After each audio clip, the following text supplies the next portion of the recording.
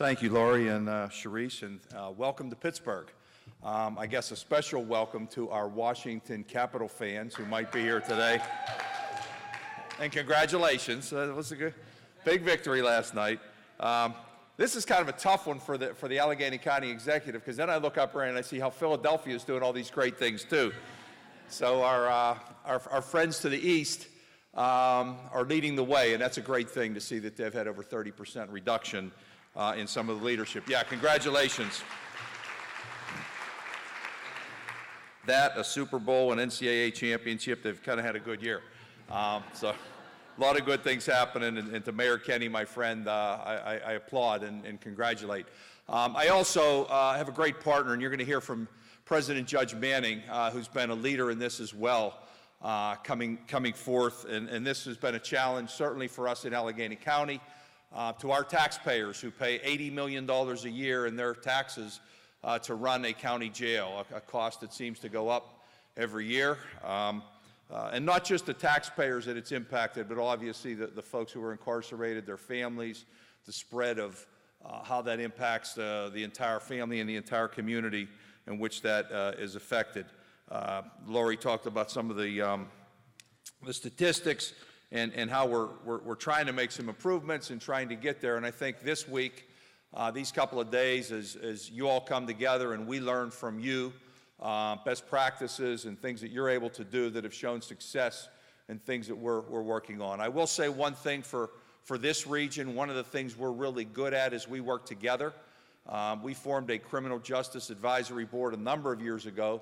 I'm only the third county executive, but all three county executives have participated in that, along with our judiciary, our district attorney, police, public defender, human services, pre-trial, et cetera. So they all come together on a regular basis to try to, share best practices and things that we can do to improve our operation and the outcomes that we're looking for. We're looking to see those same kind of reductions that you saw in Philadelphia County and in Cook County, and we're looking to do similar things, and how important that is.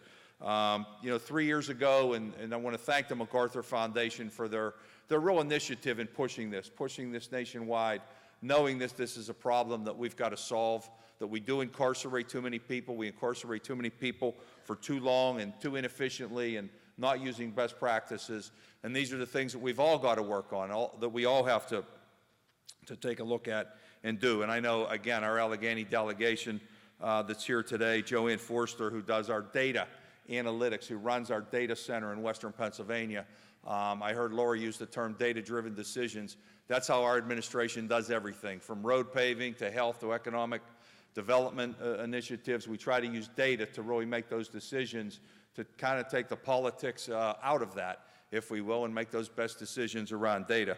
And I know Aaron Dalton and Elliot Housey, our PD, and one of the things that we did a number of years ago, one of our great universities, University of Pittsburgh, has an Institute of Politics that solves and works on very difficult, intransigent problems that we have in our region, whether it's around infrastructure, whether it's around delivering government services, whether it's around inequity, housing, et cetera. And one of the things they took on in 2015 was incarceration, and how can we improve the outcomes that we have here along reentry improvements, along shortening the time in which people are in jail and moving that forward. And in those 3 years, they've come up with a lot of good recommendations. One of those things was to hire a criminal justice coordinator, which we've done, to make sure that the public defender has somebody available at all the preliminary arraignments. And during that pilot change, we've seen our bookings reduced by 125 in that first 6 months. So we're already seeing some success along those lines, and we're certainly going to continue to use best practices to do the things that we do. So we're here to learn. We're here to work with the experts and folks who have seen success, learn from our failures and the challenges that we must address, and all the things that we're doing. But again, I want to welcome you to Pittsburgh and to Allegheny County. Hope you have an enjoyable time. It's a safe city. It is a safe city, I will say that. A lot of good restaurants. I think our health department director might cringe when she saw how you chose where you're going to eat over the next couple of days. She's trying to reduce the obesity and diabetes numbers in our county. And Permanis is a great place. It really is. They have a salad, too, by the way, if you go there. And it doesn't always have French fries involved in it. But this is a friendly city. It's a great city. We're glad to have you here. We're glad to work with you. And let me bring up to the stage my good partner, who really has been a real innovator when it comes to this issue. President Judge, he presides over 42 other judges in the Common Pleas Court system in Allegheny County, and really takes the lead along a lot of these issues. And I want to welcome to the stage my friend, Judge Jeffrey Manning.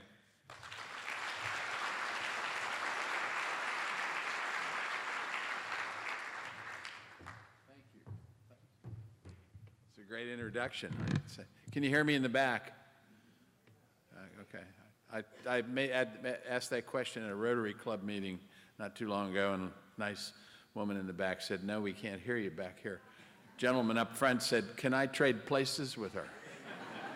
So that's what I guess you can expect. But thanks for the introduction, Chief. I don't want to say that number might be approaching 90 million rather than just 80 million. But I want to thank the MacArthur Foundation and Pretrial Justice Institute, and thank you all for choosing Pittsburgh, and welcome you here to for this most pleased and honored August gathering. We deal with the problems and national criticism of jails, incarceration, overcrowding. We are called upon to deal with it here, and the ideas of alternative to incarceration, and confronting the recurring balancing act, which the court sees all the time, between incarceration on one side of the scale of justice and the public safety on the other. Permit me to share with you an old quote. I look around this room, I'm sure some of you might remember Walter Cronkite when he did the evening news. I was a Walter Cronkite junkie. He had a commentator named Eric Severide, and I always thought Eric Severide was really interesting. And one night he said this quote, "The fundamental purpose of government in a free society is to protect its citizens and their lives and their property." So even coming from someone to Walter Cronkite's bent, that was where we had to start off. And this, of course, this balancing act is the focus of what we have done here in Allegheny County, and what we have all tried and struggled with for decades. 30 years ago, when I was appointed to the bench, there was a federal court order in effect, and the federal court order limited our jail population to 1,800.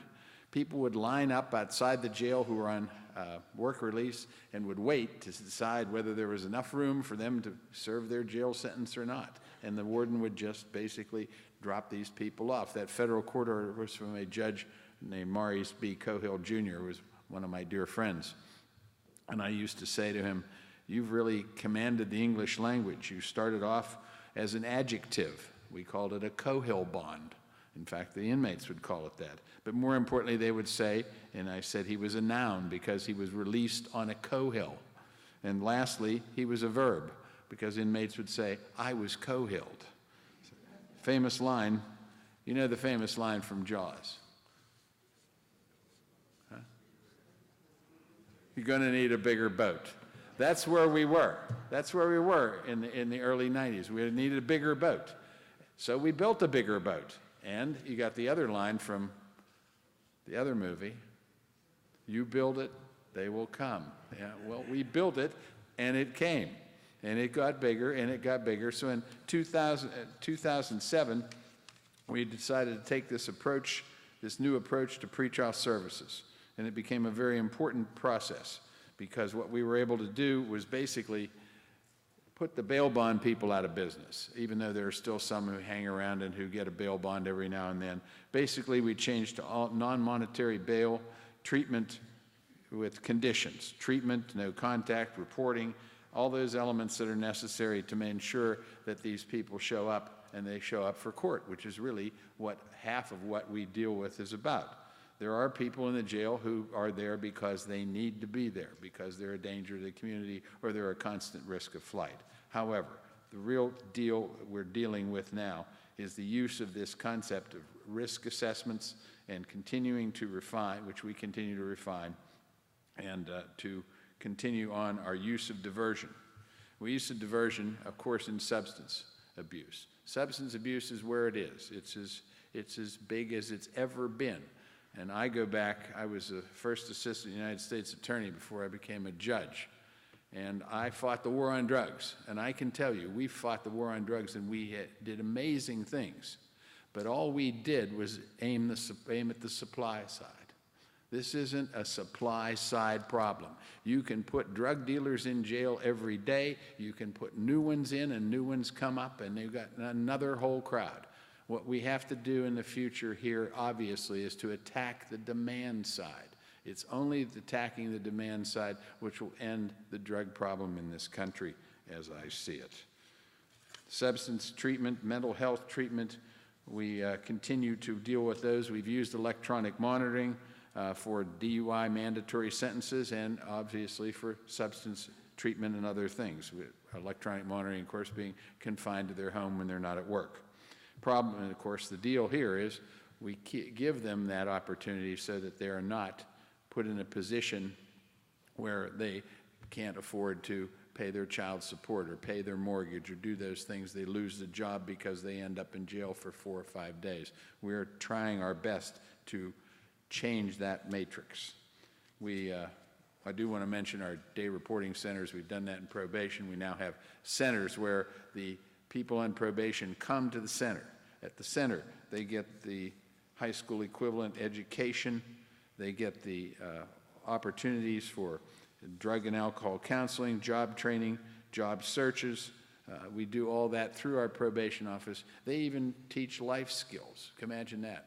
I wanted to go because one of the things they teach is how to balance a checkbook. I've never been able to do that. We need also to make sure when we leave here with all the good ideas that we have, that we educate the public. The public needs to understand. We need to educate the media. The media needs to understand. We need to educate the police. The police need to understand how these things work and why they work. An educated public is the most valuable asset we can have and use in the future of what we do. The chief mentioned the Institute of Politics. There was a group of people that they gathered together, and one of them was an educator, very, very, very bright lady. And she said she was concerned about the population in the jail, and we showed how we had reduced it by basically taking the low-hanging fruit cases and making sure that these people were not incarcerated for any period of time. The cases that you would expect that someone would be permitted out on bail. Okay. Rachel's got these numbers she's showing me. I got to make sure. I'm not going to overtalk it, I guarantee you. The reason I mentioned that was, as I said, this person asked me about it, and she was very surprised at the fact that we had reduced the population so long. But she was concerned. And I said, what is the concern? She said, well, the length of stay has gone up. Well, see, that's a lack of properly educating the public. Obviously, if you take all the small cases and no one's in jail on any small cases, the length of stay is going to go up because the people who are there are sometimes people who need to be there. Don't ever lose focus on that concept that we can't put everybody out of the jail, because if we do, we won't be serving what Eric Sevareid thought was the important function of government. Lastly, let me say, as Rich Fitzgerald did, that this requires a collaborative effort. We've been very lucky. We have a district attorney who we get along with. We have a public defender who we get along with. Some places I know, a la Philadelphia, I've heard, is one of those places where there's a great deal of friction. But we really have done very well because the district attorney, the public defender, the private bar, the police, and the county executive have all contributed. So that's what I'm here to tell you, and hope you get to see some of it and hear some of it, and that's what works. And I want to thank Rich Fitzgerald and everyone who's participated in what we have done here to put us on the map. I believe we're probably one of the best in the country.